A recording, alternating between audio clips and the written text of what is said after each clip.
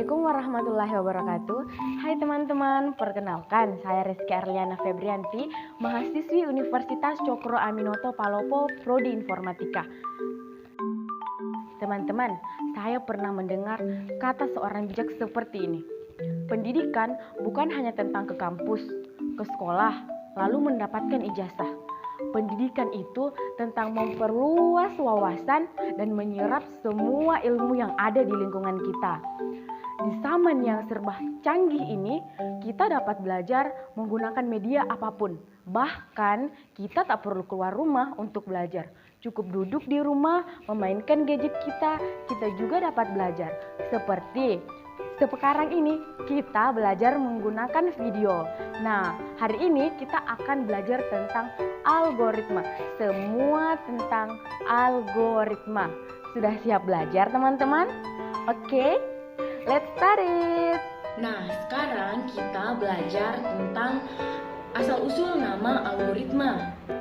Jadi teman-teman, algoritma berasal dari nama seorang ilmuwan Arab yang bernama Abu Ja'far Muhammad Ibnu Musa Al-Khwarizmi, penulis buku yang berjudul Al-Jabar wal Muqabalah. Nah, kata Al-Khwarizmi dibaca oleh ilmuwan barat menjadi algoris, yang lambat laun menjadi algorit, diserap dalam bahasa Indonesia menjadi algoritma. Nah, algoritma sendiri merupakan ilmu yang mempelajari cara penyelesaian suatu masalah berdasarkan urutan langkah-langkah terbatas yang disusun secara sistematis dan menggambarkan bahasa yang logis dengan tujuan-tujuan tertentu. Nah, itulah tadi sejarah singkat algoritma dan juga pengertian algoritma. Setelah mengetahui apa itu algoritma, sekarang kita masuk ke penyajian algoritma. Penyajian algoritma sendiri itu ada 3. Algoritma deskriptif itu yang pertama. Algoritma deskriptif ini disajikan dengan bentuk tulisan bahasa sehari-hari. Structure language bisa dengan bahasa Indonesia, bahkan bahasa Inggris atau bahasa lainnya.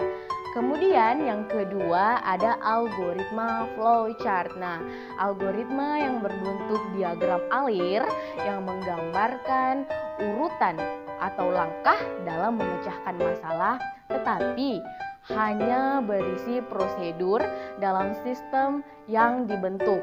Nah, kemudian yang ketiga itu ada algoritma pseudocode. Nah, ini disajikan dalam bentuk tulisan dengan bahasa yang menyerupai bahasa pemrograman. Nah, jadi itulah tadi 3 penyajian algoritma.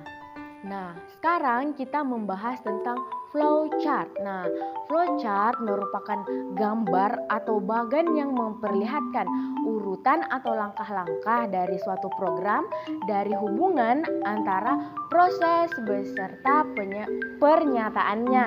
Nah, pola dasarnya ada berbagai macam flowchart.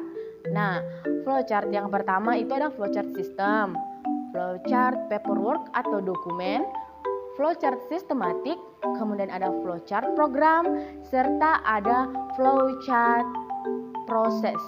Nah, ada beberapa hal-hal yang perlu kita perhatikan dalam membuat flowchart. Yang pertama, flowchart yang digambarkan di suatu halaman dimulai dari kiri kemudian ke kanan.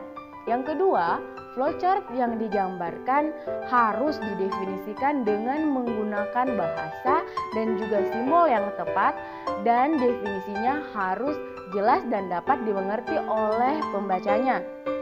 Kemudian, kapan aktivitas dimulai dan berakhir harus secara jelas.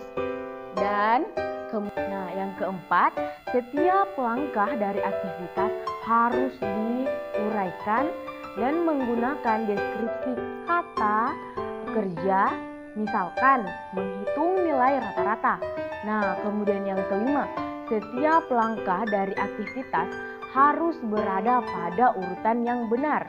Kemudian yang keenam, lingkup dan range dari suatu pernyataan yang sedang digambarkan harus ditelusuri dengan hati-hati. Kemudian yang terakhir, gunakan simbol-simbol flowchart yang standar.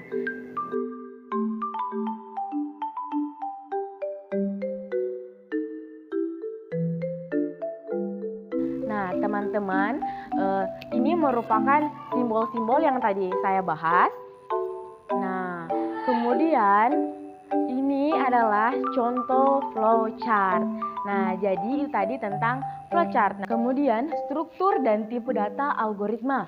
Dalam ilmu komputer, struktur data adalah cara penyimpanan, penyusunan, dan pengaturan data di dalam media penyimpanan komputer sehingga data tersebut dapat digunakan secara efisien. Nah, secara garis besar, tipe data dapat dikategorikan menjadi 3 macam. Yang pertama ada tipe data dasar atau primitive type. Nah, tipe data dasar atau primitive type adalah tipe data yang sudah ada dan dijadikan standar dalam bahasa pemrograman tertentu. Dan isi dari tipe data ini adalah data-data tunggal. Tipe data dasar sudah disediakan oleh program. Nah, sehingga bisa langsung digunakan. Adapun contohnya tuh seperti integer, float atau double, kemudian karakter, kemudian boolean atau logika. Nah, kemudian yang kedua itu ada tipe data bentukan. Nah, ini adalah tipe yang dibentuk dari tipe data dasar dengan maksud mempermudah pekerjaan programmer. Nah, yang masuk dalam tipe data bentukan adalah seperti array, string, record, dan lain-lainnya. Kemudian, tujuan dibuatnya tipe data adalah yang pertama, mempermudah proses pemrograman. Kemudian yang kedua, mempermudah dalam penambahan variabel. Kemudian yang ketiga, mempermudah pengelompokan data sehingga lebih teratur. Nah, tadi kan ada tiga tipe data. Yang terakhir itu ada tipe data abstrak atau abstract type. Nah, model matematika dan objek data yang menyempurnakan tipe data dengan cara mengaitkannya dengan fungsi-fungsi yang beroperasi pada data yang didefinisikan sendiri oleh pemrograman untuk suatu keperluan tertentu yang tidak memungkinkan untuk mendeskripsikan dari data yang sudah ada. Contohnya ini itu seperti stack, queue, list, tree, dan juga graph. Nah, selanjutnya kita membahas tentang operator algoritma dalam pemrograman. Yang pertama itu ada operator aritmatika. Nah, operator yang digunakan khusus bilangan bulat maupun bilangan real. Kemudian ada operator logika yang merupakan atau yang digunakan untuk menghubungkan dua atau lebih suatu nilai dalam variabel yang menghasilkan nilai true atau false. Kemudian yang ketiga, operator relasional. Nah, operator yang digunakan untuk membandingkan antara dua individu. Nah, teman-teman, itulah tadi pelajaran kita hari ini tentang algoritma. Mari bertemu di video-video selanjutnya. Bye-bye, semoga bermanfaat.